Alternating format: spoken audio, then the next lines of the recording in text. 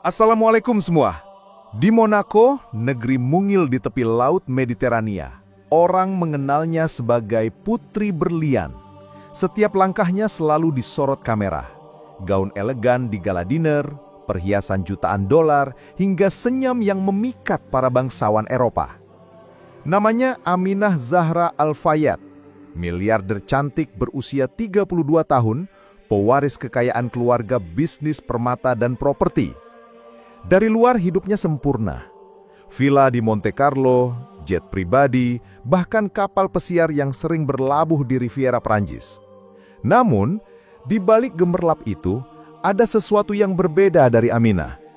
Saat rekan-rekannya sibuk membicarakan pesta, liburan eksotis, atau koleksi tas mewah, Aminah justru sering terlihat membaca Al-Quran di ruang pribadinya, atau menghabiskan waktu mengunjungi panti asuhan muslim di Paris dan Casablanca. Hingga pada suatu malam, dunia dikejutkan oleh sebuah pengumuman dari yayasannya, Light of Hope Foundation. Dengan suara tenang namun penuh keyakinan, Aminah berkata, "Saya akan membangun 100 masjid di Gaza. Masjid bukan sekedar tempat ibadah, tapi benteng harapan. Dan Gaza pantas mendapatkan harapan itu." Seketika, berita itu meledak di media internasional. Dari CNN, Al Jazeera, hingga surat kabar Eropa, semua menyorot keputusan gila sang miliarder muda. Bagaimana mungkin seorang wanita dari Monaco, negeri yang lebih identik dengan kasino dan Formula 1, rela mengucurkan ratusan juta dolar demi sebuah wilayah konflik? Jawabannya terungkap beberapa hari kemudian. Aminah ternyata keturunan Indonesia. Ibunya adalah seorang wanita asal Surabaya yang pada era 1980-an menikah dengan seorang diplomat asal Maroko.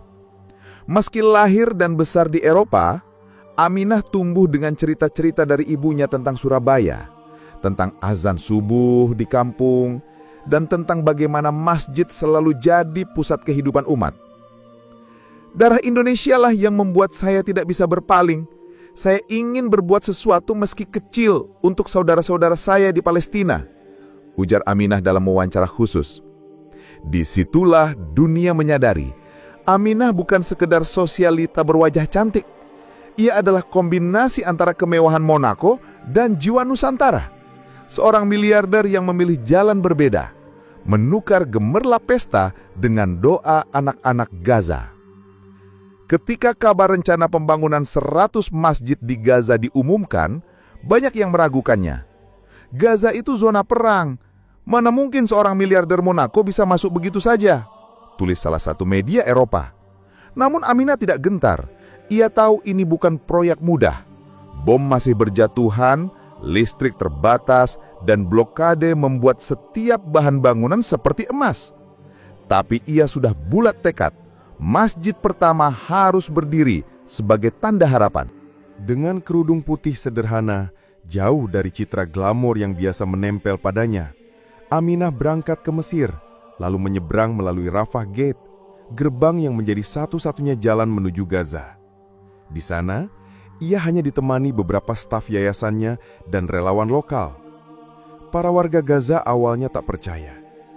Benarkah wanita ini datang dari Monaco? Dari negeri kasino, untuk membangun masjid di sini? Bisik-bisik terdengar di antara kerumunan. Namun, begitu Aminah turun dari mobil, menyalami anak-anak yatim, dan mencium kening seorang ibu tua yang kehilangan keluarganya, keraguan itu hilang seketika. Lokasi masjid pertama dipilih di sebuah area yang dulunya hanyalah puing-puing rumah hancur. Di sana, dengan tangan gemetar namun penuh keyakinan, Aminah meletakkan batu pertama sambil berdoa lirih. Ya Allah, jadikan masjid ini cahaya bagi mereka yang kehilangan segalanya. Tangis pecah. Warga yang menyaksikan bersorak, Allahu Akbar, Allahu Akbar. Ada yang sujud syukur di tanah berdebu. Ada pula yang meneteskan air mata karena tak pernah membayangkan masjid baru akan berdiri lagi di tengah reruntuhan. Masjid itu dirancang sederhana tapi kokoh. Kubahnya kecil, namun di dalamnya ada ruang belajar Al-Quran, perpustakaan mini, dan tempat bermain anak-anak. Di dinding depannya tertulis nama Masjid Al-Surabaya, sebagai penghormatan kepada tanah kelahiran ibunya. Bagi warga Gaza, masjid ini bukan sekedar bangunan. Ia adalah simbol bahwa dunia belum sepenuhnya melupakan mereka. Foto Aminah yang mengenakan jilbab sederhana, tersenyum di samping anak-anak Gaza dengan latar belakang masjid yang baru berdiri, viral di media sosial. Dari Jakarta hingga Istanbul, dari Kairo hingga London, orang-orang membicarakannya.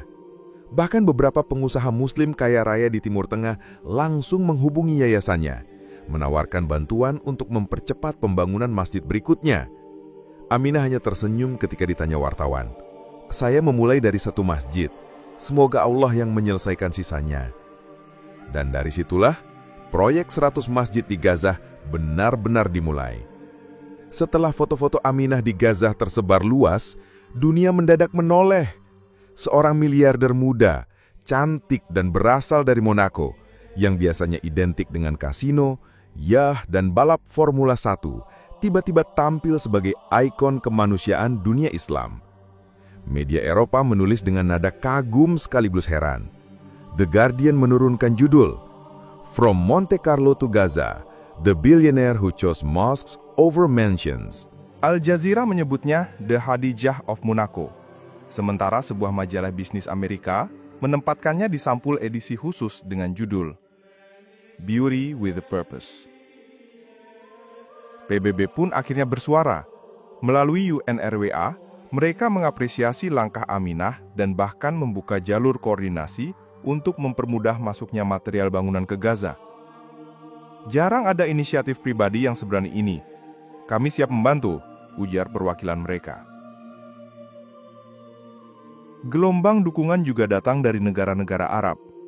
Qatar, Turki, dan Kuwait menyatakan siap menyumbang dana tambahan agar pembangunan masjid bisa dipercepat. Bahkan beberapa arsitek muda dari Mesir dan Yordania menawarkan diri menjadi relawan untuk merancang masjid-masjid berikutnya. Di Indonesia, kabar ini langsung menjadi viral. Tagar hashtag Putri Monaco Keturunan Surabaya trending di media sosial. Banyak warganet merasa bangga bahwa seorang perempuan keturunan Indonesia mampu membuat perubahan global. Pemerintah Indonesia melalui Kementerian Luar Negeri juga menyampaikan apresiasi resmi. "Kita bangga, darah Indonesia yang ada pada diri Aminah Zahra menjadi cahaya harapan bagi Palestina," tulis pernyataan itu.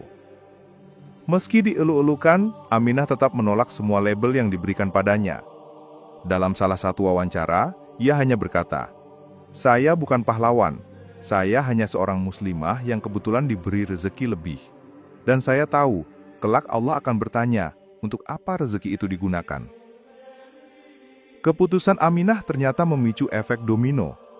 Para pengusaha muslim di berbagai belahan dunia ikut tergerak. Dari Malaysia, seorang Taipan Property berjanji membangun 10 masjid tambahan. Dari Uni Emirat Arab, sebuah keluarga konglomerat mengirim donasi untuk membiayai sekolah Al-Quran di dalam komplek masjid. Apa yang awalnya dianggap proyek mustahil, kini berubah menjadi gerakan global. Gaza tidak lagi berdiri sendiri. Dan di balik semua itu, ada satu hal yang membuat Aminah selalu tersenyum. Di setiap masjid yang dibangun, ia selalu meminta agar ada bendera kecil Indonesia berkibar di samping bendera Palestina. "Saya ingin dunia tahu bahwa dari tanah Surabaya ada doa yang ikut membangun Gaza." Semakin banyak masjid berdiri, semakin besar pula sorotan dunia kepada Gaza. Namun bersamaan dengan itu, tekanan dan ancaman mulai bermunculan. Beberapa negara barat mulai khawatir.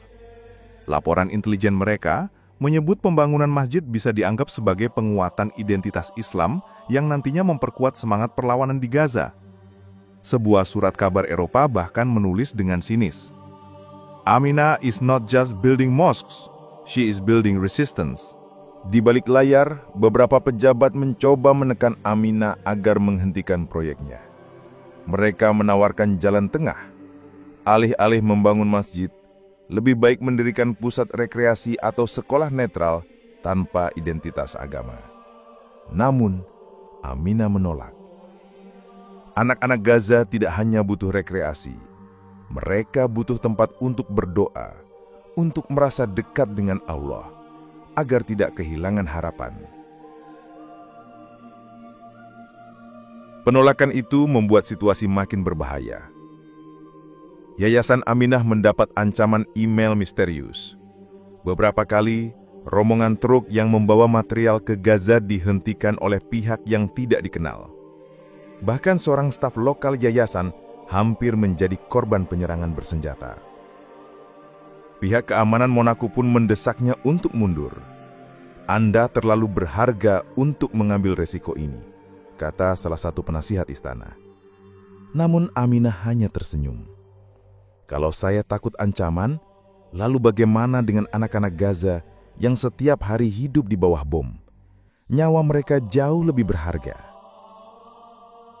Tekanan tidak hanya datang dari luar.